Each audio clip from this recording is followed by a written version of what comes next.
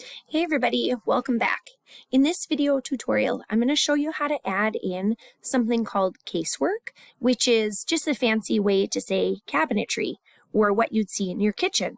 And I'm also going to show you how to open up your 3D views. Let's get started with that.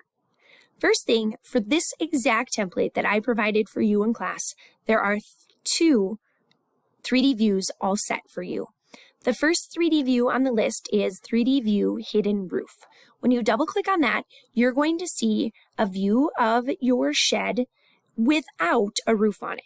But these walls are poking up because there's already a roof actually added. It's just the roof is hidden. So let's open up the 3D view with your roof. Going to the words on the side in your project browser, doing a fast double click, and there it is, the 3D view with a roof.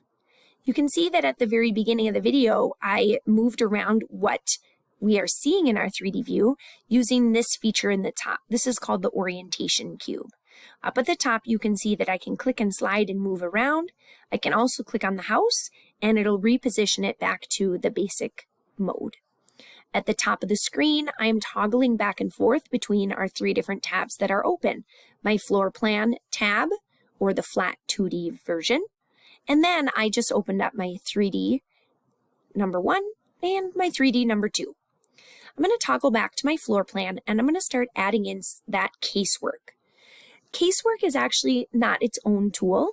It's all loaded in through this feature in Revit called components. It's a fancy way to say, hey, let's add in something that is three-dimensional, or in some cases only 2D. So to start with my component tool, I'm going to click on component and I'm going to switch tabs. It's going to give me some preloaded components, but not everything I need is going to be there. So I'm going to go to load family and I am going to go into my casework folder. But how do I get there? Well, your default is going to be the English Imperial folder, and you'll see in that list of folders there is a ton of different three-dimensional components. We're going to start in our casework folder. So I'm going to double click on casework and I'm going to start in my base cabinets folder. That's what we use to build kitchens, base cabinets. Just be really careful for this assignment to not use vanity cabinets because they're not tall enough and you're going to goof stuff up if you try those.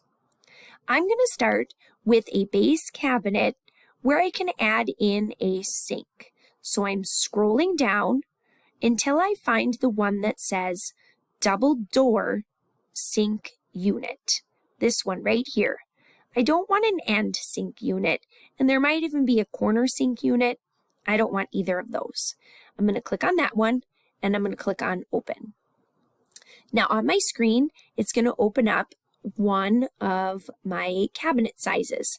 There's a bunch of different sizes. In that base cabinet sink unit, I need you to choose the 42-inch sink unit. And then you're going to come to this top wall, look for the pink triangle that says midpoint, and click to drop that cabinet on the middle of the wall. Now look on my screen, it's floating around. Hey, do you want to add another one? I don't. So on my keyboard in the top left corner, I'm going to hit the escape button 2 times. That will allow me to, quote, drop that component. Now let's see what this cabinet is looking like in 3D.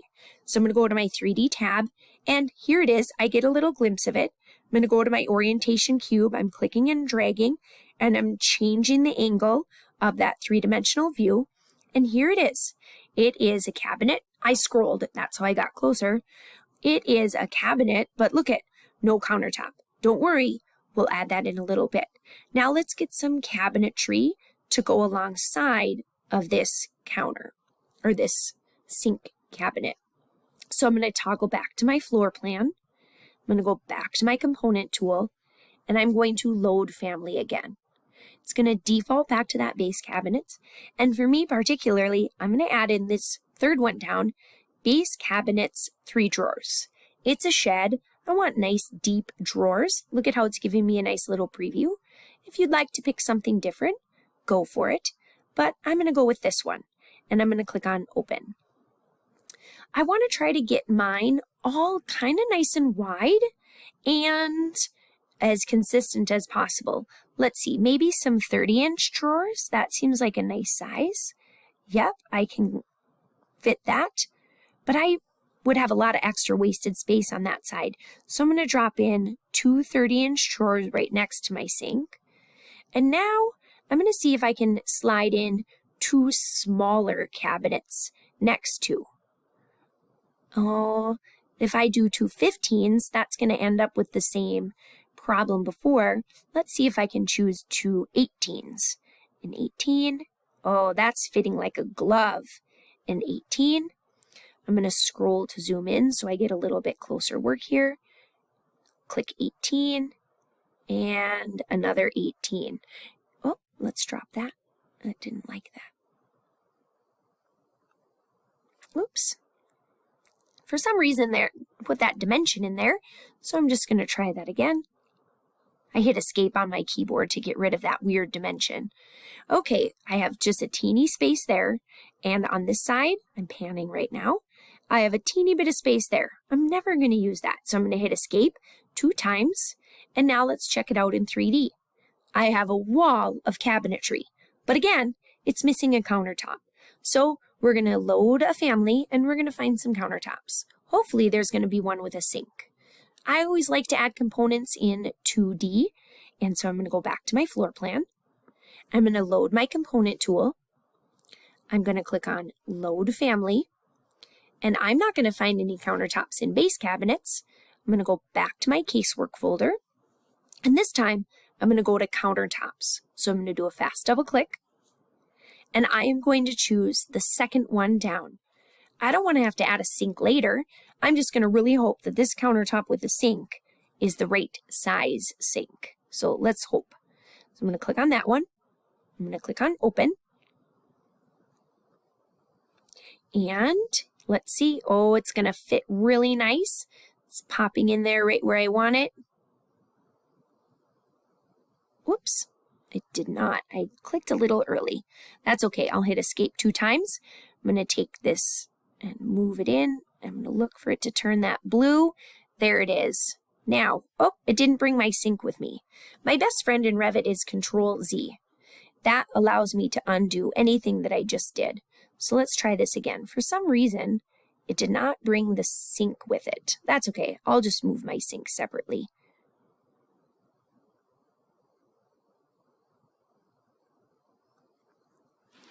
I'm using my arrow keys. Oh, that's moving the whole thing. Well, this isn't going well. I'm going to undo all the way back until I added that. I'm going to try that again. Every once in a while, it even goofs up for the teacher. Okay, so I'm in load, or I'm not in load family. I'm in component, and I'm going to try that again. I have my double sink, and this time I'm going to click, and it dropped that in. I'm going to hit escape 2 times, and now it is inside the wall. So let's do Control-Z and delete that one more time.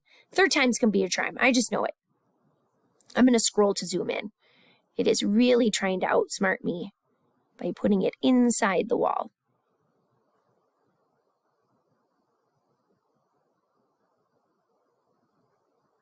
Okay, there we go. I got it in the right spot that time.